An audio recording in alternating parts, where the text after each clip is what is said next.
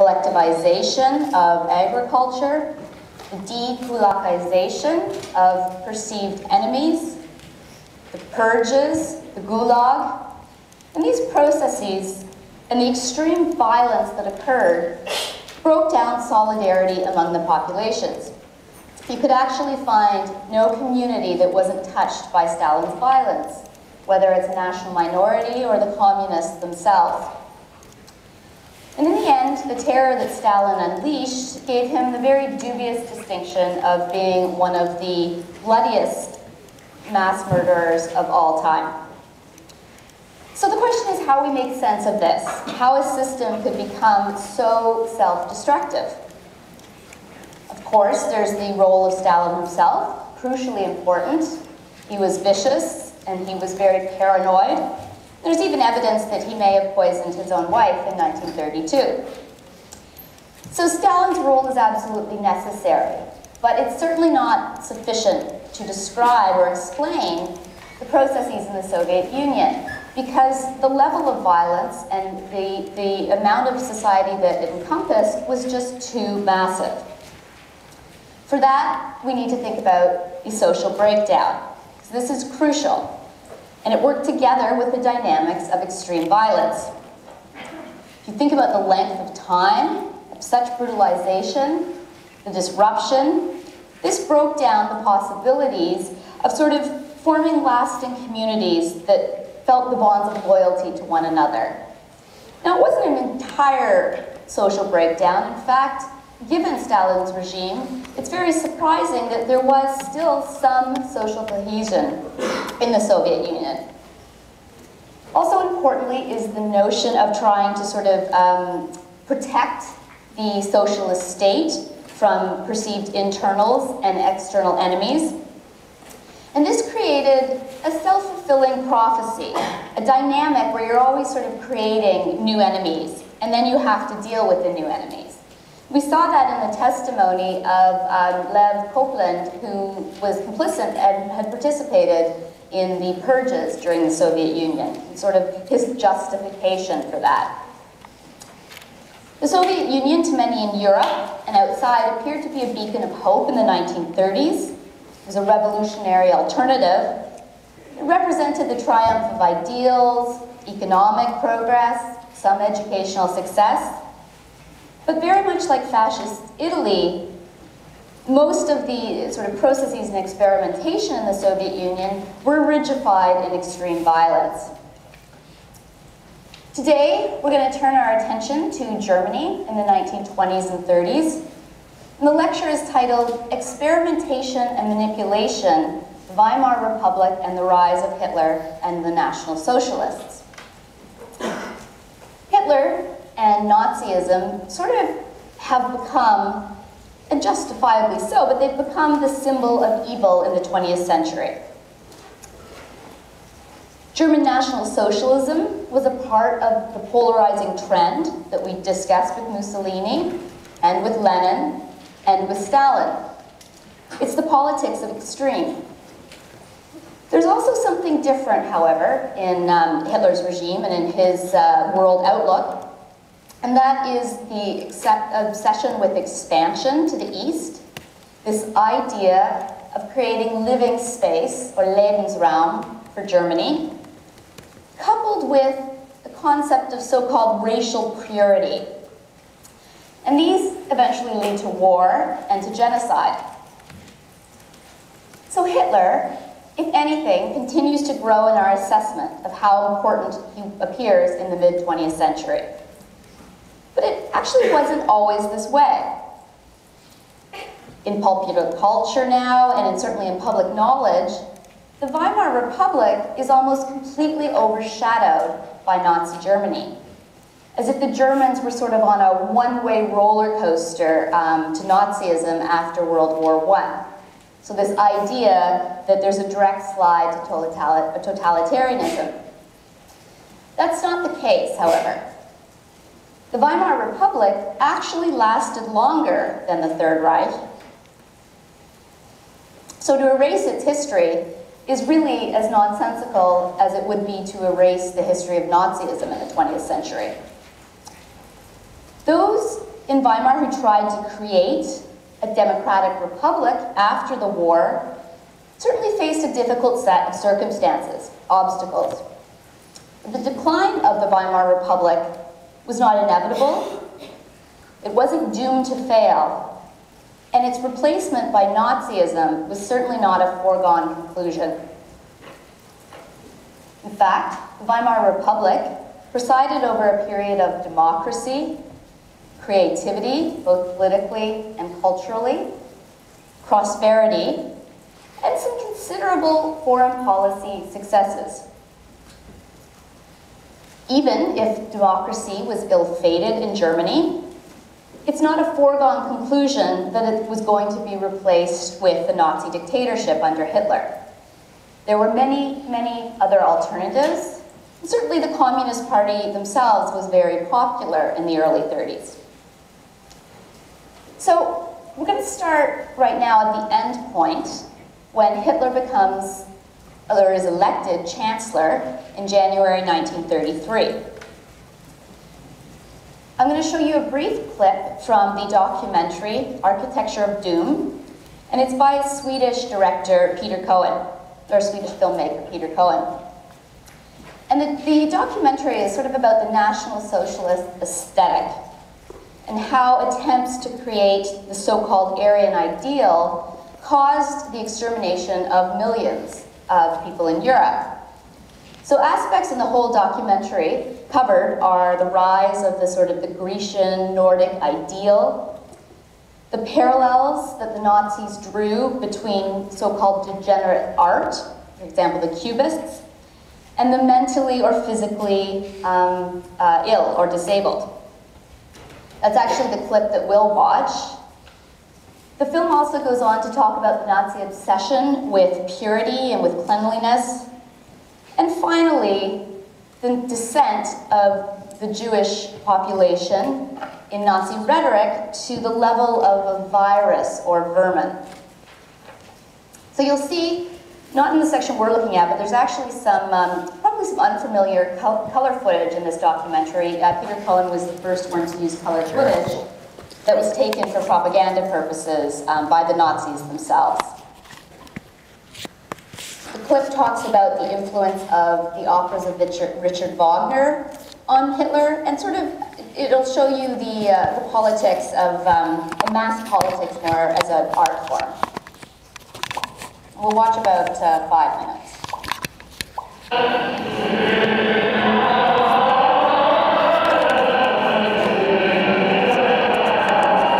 30th of January 1933. The Nazis celebrate Hitler's seizure of power.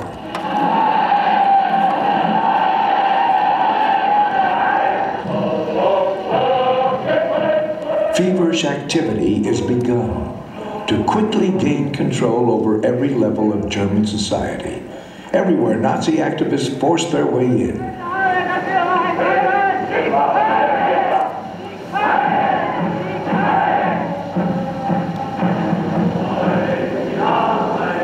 A proclamation is made in March.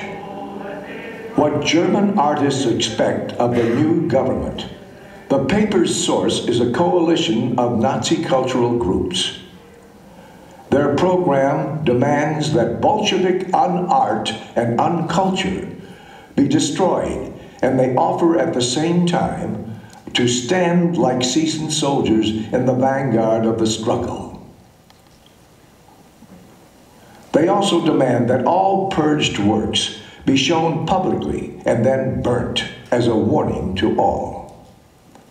In 1933, a wave of exhibitions of so-called degenerate art washes over Germany.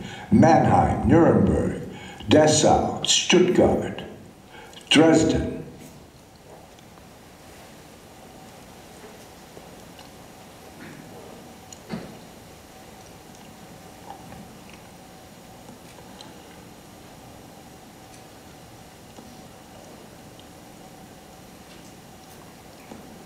Already in the early 20s, art was of first-rank importance to the Nazis. Cultural degeneration was seen by many as a genuine threat. Decay was a modish word among the German petty bourgeoisie. Behind the calamities that had plagued Germany, cultural Bolshevism in particular, the Jew was felt to be the instigator, the ringleader.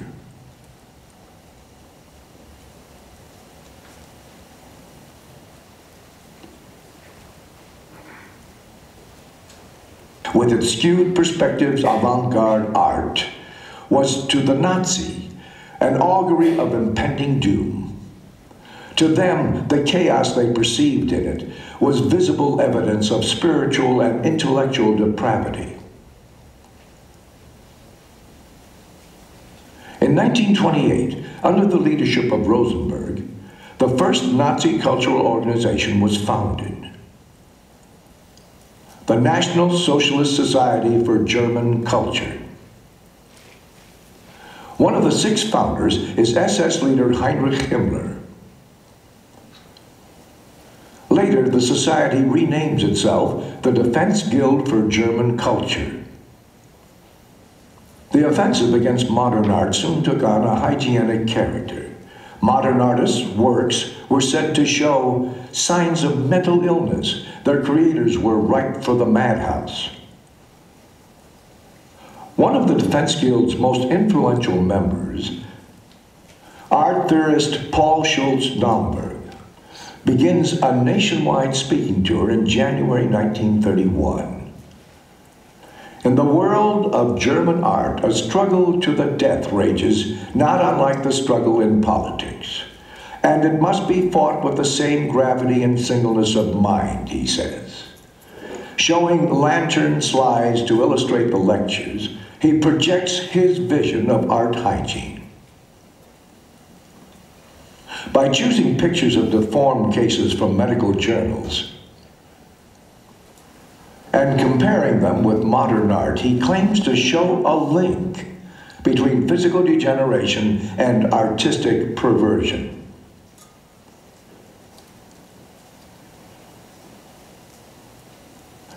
The pictures and diagnoses are supplied to him by Dr. Weigand of Hamburg University Psychiatric Clinic.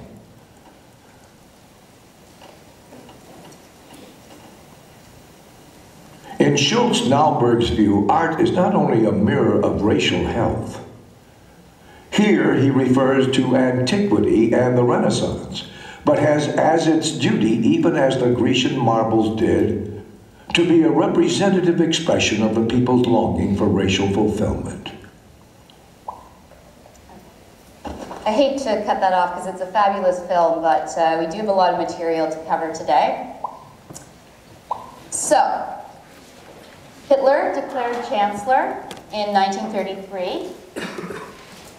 But how did that happen? How do we go from the November 1918, the collapse of the Kaiser Reich, the abdication of the emperor, and the proclamation of a democratic republic, to the Nazi dictatorship? As we discussed with World War I, complex events, of course, have complex causes. So the rise of Nazism was due to a combination of factors: challenges of the post-war period, ideas and ideology, got a little bit from the film today, key individuals, and of course then events take sort of a course of their own. There's also decision-making and miscalculations for politicians. And in fact, miscalculation is probably not given as much importance as it should be. On Thursday's lecture, we're going to talk about the triumph of the right in Germany and Spain, and you'll see sort of grievous miscalculations on the part of German politicians. After the abdication of the Kaiser on the 9th of November 1918, the Social Democrats, under the leadership of Friedrich Ebert, announced the establishment of the Republic. At first, the government moved its business from Berlin to Weimar because Berlin was considered too dangerous. The Weimar Constitution was written and established in 1919, And it was a model of a democratic constitution. It was actually a model for other European countries. Of course, it gave all adult men and women the vote. And in this and other ways, the Weimar Constitution sort of represented a transformation from an older, conservative, hierarchical German society. There's a famous analysis of Weimar culture called The Outsider as Insider. This is by historian Peter Gay. But this can also be applied to the establishment of the Weimar Republic in general. People who were on the outside or had previously been on the outside were now able to access positions of power. This included the Social Democrats, Jewish Germans, and women. The Republic, of course, was declared by a Social Democrat, and traditionally they had been political outsiders. The percentage of Jews in the German population was very, very low. It was less than 1%. And in fact, in Canada, the percentage of the Jewish population of Canada was actually higher than that of Germany. So there wasn't a large Jewish population, but because fields were opening up, they were becoming more visible. They were accessing areas that had been closed to them before. For instance, a Jewish lawyer wrote the Weimar Constitution that was accepted by the Assembly. So there was a feeling of sort of new possibilities, and this isn't only politically.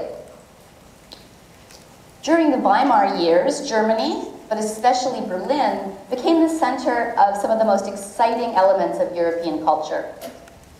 Artists, architects, musicians, and writers, filmmakers from all over Europe flocked to Berlin.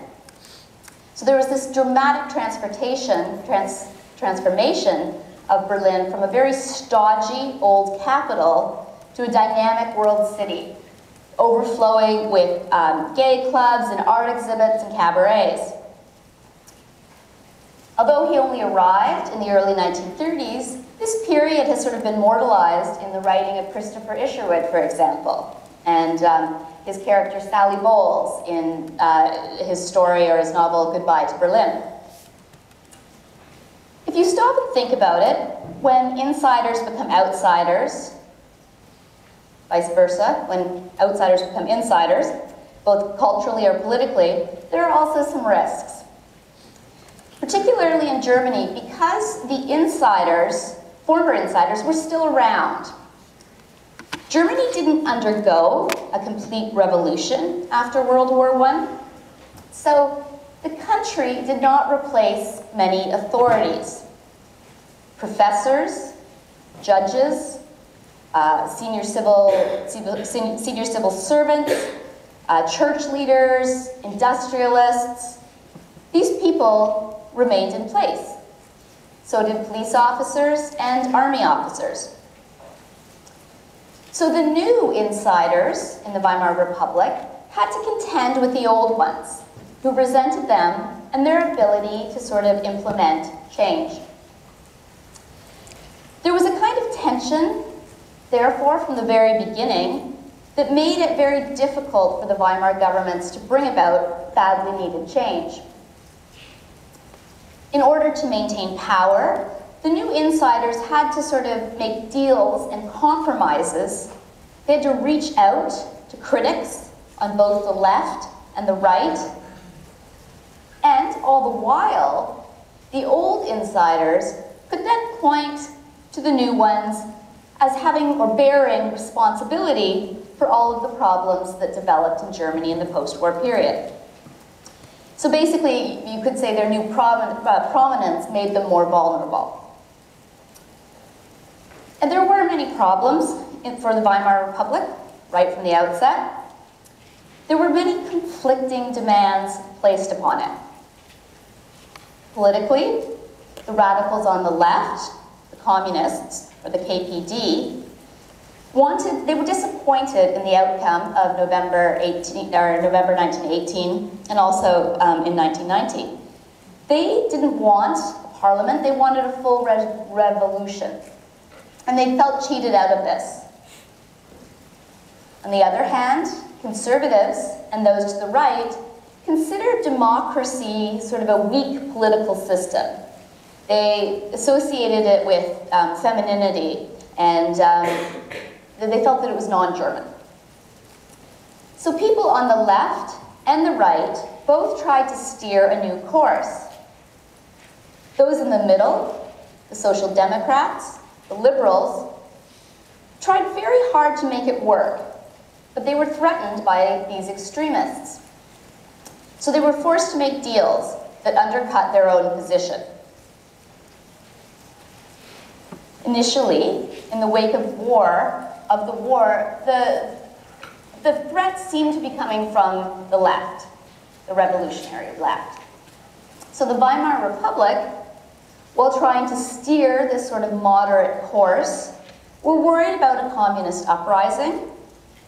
So they proceeded to take a very, very hard line against the KPD. In the early years, and even after, and to do that, to sort of, to be able to control the revolutionary left, they had to get what remained of the army on their side.